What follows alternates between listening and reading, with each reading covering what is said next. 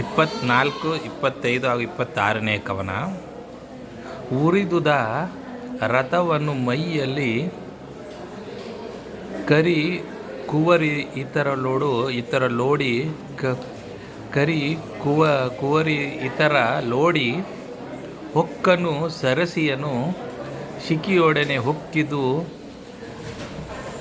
ನೀರನ್ನೂರೆ ಸುರಿದು ತರುಣಿ ಆಹಾ ಕೆಟ್ಟೆನೆಂದ ಅಬ್ಬರಿಸಲು ಗಂಧರ್ವನು ಅಂಗನೆ ಹರಿದಳೆ ಅಡಗಿಯಿಂದ ಸಂವರಿಸುತ್ತಾ ಬಿಡುಮುಡಿಯ ಅಂದರೆ ಅಂಗಾರವರ್ಮನ ರಥವು ಸುಟ್ಟು ಹೋಯಿತು. ಉರಿಯ ಶಾಖದಿಂದ ಅವನ ಮೈ ಕಪ್ಪಾಯಿತು. ಅವನು ಬೆಂಕಿ ಉರಿಯಿಂದ ತಪ್ಪಿಸಿಕೊಳ್ಳಲು ಸರೋವರವನ್ನು ಹೊಕ್ಕನು. ಅಗ್ನೇಯಾಸ್ತ್ರವು ನೀರನ್ನು ಹೀರಿ ಅವನ ಬೆಂಬತ್ತಿತು. ಆಗ ಅಂಗಾರವರ್ಮನ ಹೆಂಡತಿಯು ಅಯ್ಯೋ ಕೆಟ್ಟೆನೆಂದು ಕೂಗುತ್ತಾ ಕೆದರಿದ ಕೂದಲುಗಳನ್ನು ಕೈಯಿಂದ ಸರಿಮಾಡಿಕೊಳ್ಳುತ್ತಾ ಬಂದಳು. ಅಂದರೆ ಉರಿದುದ ರಥವನ್ನು ಮೈಯಲ್ಲಿ ಕರಿ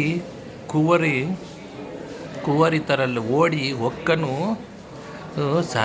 ಸರಸಿಯನು ಶಿಖಿಯೊಡನೆ ಹೊಕ್ಕಿದು ನೀರನ್ನು ಉರೆ ಸುರಿದು ತರುಣಿ ಆಹಾ ಕೆಟ್ಟೆನೆಂದ ಅಬ್ಬರಿಸಲು ಗಂಧರ್ವನಂಗನೆ ಹರಿದಳ ಅಡಗಿಯಿಂದ ಸಂವರಿಸುತ್ತಾ ಬಿಡುಮುಡಿಯ.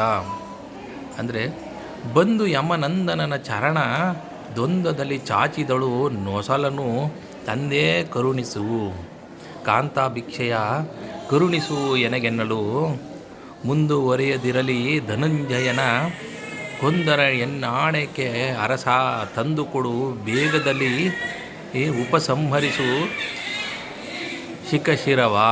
ಅಂದರೆ ಅವಳು ಬಂದು ಧರ್ಮರಾಯನ ಪಾದಗಳಿಗೆ ಹಣೆಯನ್ನಿಟ್ಟು ತಂದೆ ನನ್ನ ಪತಿಯನ್ನು ಭಿಕ್ಷೆಯಾಗಿ ಕೊಟ್ಟು ಕರುಣೆ ತೋರಿಸು ಎಂದಳು. ಆಗ ಧರ್ಮರಾಯನು ಅರ್ಜುನ ಇವಳ ಪತಿಯನ್ನು ನನ್ನಾಣೆ ಕೊಲ್ಲಬೇಡ, ಮುಂದುವರೆಯದೆ ಅಗ್ನಿಯಾಸ್ತ್ರವನ್ನು ಉಪಸಂಹಾರ ಮಾಡು ಎಂದನು. ಎನೆ ಅಸಾಧವೆನ್ನುತ್ತಾ ನಿಮಿಷದೋಳ ಅವನು ನಂದಿಸಿದ ನಿತ್ತಲು ಮನದ ದುಮ್ಮಾನದಲ್ಲಿ ಲಜ್ಜಾವನತ ಮುಖನಾಗಿ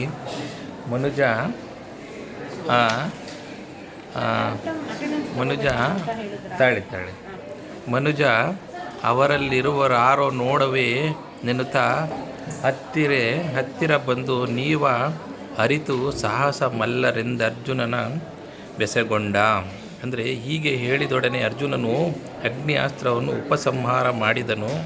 ಅಂಗಾರವರ್ಮನು ದುಃಖದಿಂದ ಲಜ್ಜೆಯಿಂದ ಮುಖವನ್ನು ಬಾಗಿಸಿ ಇವರು ಮನುಷ್ಯರಲ್ಲ ಯಾರೋ ನೋಡುತ್ತೇನೆ ಎಂದುಕೊಂಡು ಹತ್ತಿರಕ್ಕೆ ಬಂದು ಸಾಹಸ ಮಲ್ಲರಾದ ನೀವು ಯಾರು ಎಂದು ಅರ್ಜುನನನ್ನು ಕೇಳಿದನು. ಧನ್ಯವಾದಗಳು.